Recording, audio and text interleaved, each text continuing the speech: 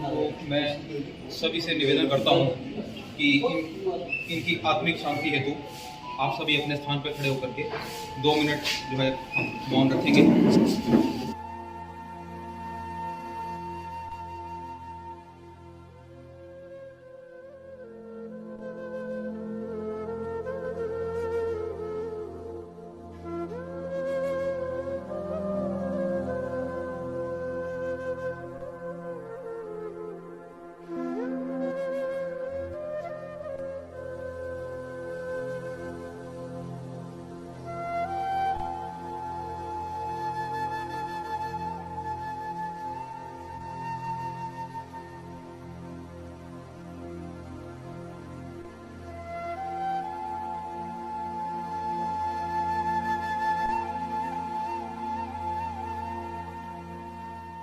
आज मैं colonel JL Sharma ਤੇ ਮੇਰੇ ਸਾਰੇ ਸਾਥੀ ਗਊਸ਼ਾਲਾ ਦੇ ਵਿੱਚ ਜਨਰਲ ਬਿਪਿਨ ਰਾਵਤ ਜੀ ਨੂੰ ਸ਼ਰਧਾਂਜਲੀ ਦੇਣ ਵਾਸਤੇ ਇਕੱਠੇ ਹੋਏ ਹਨ। ਜਨਰਲ BP ਰਾਵਤ ਦਾ ਜਨਮ ਮਾਰਚ 1958 ਵਿੱਚ ਝਾਰਖੰਡ 'ਚ ਹੋਇਆ ਸੀ ਐਂਡ ਉੱਤਰਾਖੰਡ 'ਚ ਹੋਇਆ ਸੀ। ਇਹਨਾਂ ਨੇ जन्म तो बाद मेरे फादर साहब जो आर्मी अफसर थे as a lieutenant general Rawat retired हुए। जनरल रावत ने NDA थ्रू कमीशन लिया जिस इन्होंने NDA सनातन की डिग्री हासिल की और IMA which sword of honour जिन्हें सम्मानित किया गया। जनरल रावत ने देश को आर्मी टैक्नीकल बनाने वास्ते बहुत ज़्यादा योगदान दिता ਤੇ अपनी विद्या के 3 सबजैक्ट MPhil की डिग्री हासिल की ਤੇ एक सबजैक्ट इन्होंने PhD की डिग्री हासिल की। General Rawat staff college Willingdon के भी फर्स्ट पोजीशन हासिल की। इन्हों का देशभक्ति ਤੇ इन्हों के काम को देखते हुए ये सब तो पहला chief of the army staff बने और चीफ ऑफ आर्मी स्टाफ के बनने तो बाद भी इन्होंने सर्जिकल स्ट्राइक के अहम रोल अपनाया। ये जनरल रावत की ही देन है कि इंडियन आर्मी विच लेडीज़ को परमानेंट कमीशन के नाल सम्मानित किया गया। जनरल रावत का अचानक हैलीकॉप्टर क्रैश होने कारण स्वर्गवास हो गया या शहीद हो गए और इन्होंने जो देश के विच नाम कमाया इज्जत कमाई मॉडर्नाइजेशन करने वास्ते किए इसका जोड़ा सहयोग है इन्हें पूरा देश नहीं भूल सकता। ਅਸੀਂ ਸਾਰੇ ਇੱਥੇ ਇਸ ਕਰਕੇ ਇਕੱਠੇ ਹੋਏ ਹਾਂ। ਜਨਰਲ ਰਾਵਤ ਤੇ ਉਹਨਾਂ ਦੇ ਬਾਕੀ ਸਾਥੀ ਤੇ ਉਹਨਾਂ ਦੀ ਧਰਮਪਤੀ ਜਿਹੜੇ ਹੈਲੀਕਾਪਟਰ ਕ੍ਰੈਸ਼ ਦੇ ਵਿੱਚ ਆਪਣਾ ਸ਼ਹੀਦ ਹੋ ਗਏ ਹਨ ਉਹਨਾਂ ਨੂੰ ਸ਼ਰਧਾਂਜਲੀ ਦਿੱਤੀ ਜਾਵੇ।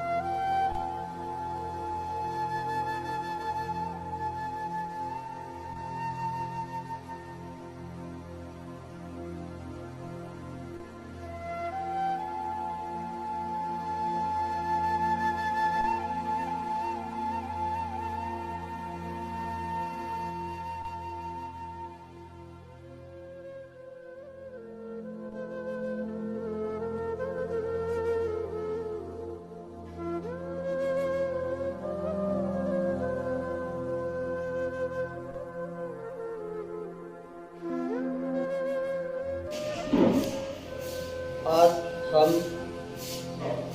जनरल बिपिन रावत, उनकी मिसेस व 11 अन्य अधिकारी व जवानों को श्रद्धांजलि देने के लिए जहां पर एकत्रित हुए हैं। जनरल बिपिन रावत के साथ मेरे बहुत पुराने संबंध थे। जब मैं नागालैंड में कैप्टन था तो ये मेरे पास वहाँ पर मेजर जीएस के रैंक लेकर वहाँ पर 3 कोर के अंदर ये पोस्टेड हुए थे। मुझे इनके साथ कई जगह जाने का सौभाग्य प्राप्त हुआ। बहुत ही शांत स्वभाव थे। इनका जन्म उत्तराखंड में मार्च 1958 के अंदर हुआ। के इनके पिताजी भी फौज के एक लेफ्टिनेंट जनरल थे, जिन्होंने अपना घर बाद में नोएडा में बना लिया। ये पढ़ाई में इतने होशियार थे कि इन्होंने 12th स्टैंडर्ड पास करने के बाद एनडीए ज्वाइन किया और एनडीए की ट्रेनिंग के बाद जो कोर्स पास हुआ उसमें जो नंबर 1 पोजीशन पर आए। उसके बाद ये आईएमए में गए। आईएम देहरादून में 1 साल का कोर्स होता है। उसके अंदर इन्होंने स्वॉर्ड ऑफ ऑनर उस ऑफिसर को दिया जाता है जो ओवरऑल एक्टिविटी में सबसे ज़्यादा बेहतरीन हो, तो वो इन्होंने हासिल किया। इसके अलावा इनको पढ़ाई का बहुत ज़्यादा शौक था। इन्होंने 3 सब्जेक्ट के अंदर एमफिल किया, 1 सब्जेक्ट में इन्होंने पीएचडी किया और वेलिंगटन के अंदर जो स्टाफ कॉलेज इन्होंने किया था उसको भी इन्होंने टॉप किया। इन सब चीज़ों को देखते हुए उनका देश के प्रति रुझान देखते हुए वो जनरल के पद पर पहुंचे और उसके बाद इनको सेवानिवृत्त होने से पहले ही ये देखा गया कि इनकी जो है हमारे देश को बहुत ज़्यादा ज़रूरत है। इनको CDS chief of defence staff बनाया गया।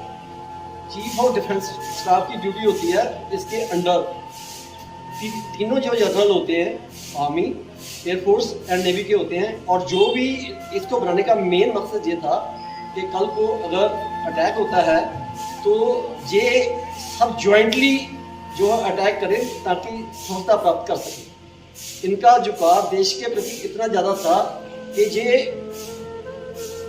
पूरी इंडियन आर्मी, एयरफोर्स और नेवी को मॉडर्नाइज बना रहे थे ताकि चाइना, पाकिस्तान इनका कभी हमारे सामना हो तो हम उनको मॉडर्नाइज तरीके से जो हरा सकें। अनफॉर्चुनेटली ये पटरी पर तो ले आए थे, लेकिन अपना जो मुकम्मल काम जो करना चाहते थे वो नहीं कर पाए। ये हादसा हो गया। इसलिए इन्होंने अपने साथ नेक्स्ट अधिकारी जो ब्रिगेडियर एनएस लादर जो थे वो 1 जनवरी 2022 से मेजर जनरल बनने वाले थे। वो भी एक जनरल अधिकारी बन के बहुत आगे बढ़ने वाले थे, क्योंकि उनकी जो डेवलपमेंट हुई थी, उनका जो इम्प्रूवमेंट हुआ था वो जनरल रावत के अंडर हुआ था। हम सबको इनके जाने से बहुत ज़्यादा क्षति हुई है और इनके जाने से क्षति नहीं हुई, इनके साथ जो अधिकारी और जवान हुए थे ये उनके अंडर ट्रेन थे, इनके जाने से भी क्षति हुई है। इसलिए हम लोग यहाँ पर इकट्ठे हुए हैं कि हम इनको श्रद्धासुमन अर्पित करें और श्रद्धांजलि दें और आगे वाली पीढ़ी को ये इनकरेज करें कि देश की खातिर जो मरने पिटने वाले हैं उनको कभी बुलाया नहीं जा सकता और इन्होंने जो काम किया है इनको सदियों तक याद किया जाएगा। इसके अलावा ये मैं आपको कहना चाहता हूँ कि 7th पे कमीशन, अब जो हम 7th पे कमीशन की जो पे ले रहे हैं, जहाँ जवानों की इम्प्लीमेंट हुई है, जब हम रिटायर्ड हुए थे हमारे 35-33 हज़ार रुपया पेंशन थी। तो इनकी बदौलत हम 1.25 लाख को क्रॉस करके, जिससे हमारा जो बुढ़ापा है उसके अंदर मेरे को नहीं सभी को है। और एक और मैं सीक्रेट बात बताना चाहता हूँ कि ये जो जर्सी मैंने पहनी है ये विपिन, उस टाइम ये मेजर थे, मैं कैप्टन था, हमने इकट्ठी खरीदी थी, मैं जानबूझ कर पहन गया। हाँ जी, तो इससे ज़्यादा मैं और कुछ नहीं कह सकता। बड़े बड़े प्रोफेसर जहाँ खड़े हैं और इसके साथ मैं अपना ये है इनको श्रद्धांजलि अर्पित करता हूँ और ओम शांति। भारत माता की जय, भारत माता की जय, भारत माता की जय। ਸਤਿ ਸ਼੍ਰੀ ਅਕਾਲ ਦੋਸਤੋ, ਤੁਸੀਂ ਜਾਣਾ ਚਾਹੁੰਦੇ ਹੋ ਕੈਨੇਡਾ, ਸਹੀ ਇਮੀਗ੍ਰੇਸ਼ਨ ਦੀ ਭਾਲ ਵਿੱਚ ਹੋ, ਸੋਚ ਰਹੇ ਹੋ ਕਿ ਕਿਹੜਾ ਕਾਲਜ ਜੁਆਇਨ ਕੀਤਾ ਜਾਵੇ ਔਰ ਕਿਹੜਾ ਕੋਰਸ ਜੁਆਇਨ ਕੀਤਾ ਜਾਵੇ, ਅਸੀਂ ਤੁਹਾਡੀ ਪ੍ਰੋਪਰਲੀ ਮਦਦ ਕਰਾਂਗੇ ਵੀਜ਼ਾ ਲੈਣ ਦੇ ਵਿੱਚ।